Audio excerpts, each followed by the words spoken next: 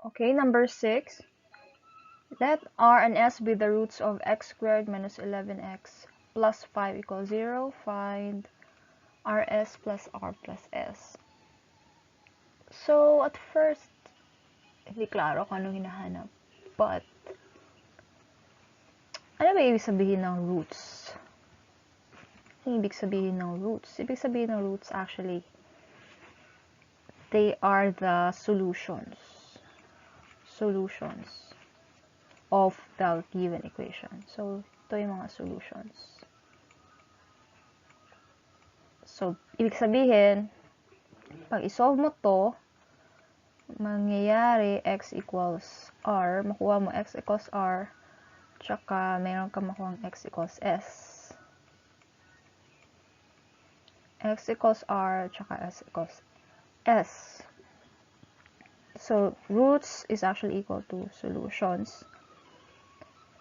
So, pag i-add mo si r at tsaka si s, ang result niyan ay ang sum of roots. So, itong r plus s, ito pala tinatawag na sum of roots. Sum of roots. Sum of the solutions, in short. Tapos, yung rs naman, anong, ba ang rs is same as r times s? That's the product of roots. Product of roots, r times s. So, this naman, rs, is the product of roots. So, if ma-recognize mo na rs pala is product at saka r plus is just the sum of roots, then alam mo na ang gagamitin na formula. Gagamitin na formula is, for the sum of roots is actually equal to negative b over a. Negative b over a. For the product,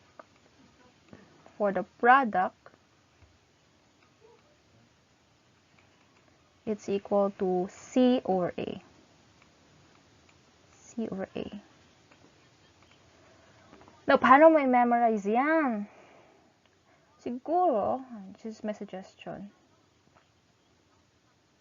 My suggestion is this. To memorize that, notice na ang product, word na product, merong letter C. Right?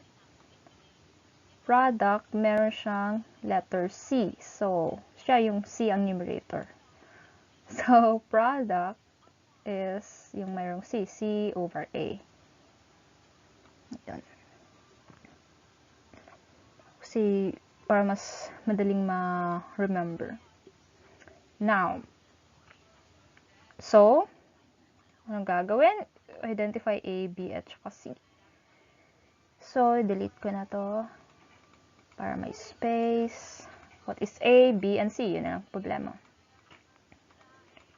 Tagal mag-delete. Okay. A equals 1. B equals negative 11. Tsaka C equals 5. So, sum is negative of negative 5. Negative of negative 11 over 1. So, it's negative 11 is positive 11. Tapos, ito naman C is 5 over 1. So, ito para mas madali. 5 over 1 is 5. So, ibig sabihin, ang R plus S pala, or the sum is, 11. Tapos, ang product is 5. So, pag i-add mong dalawang yan, result is 16. So, the answer is 16.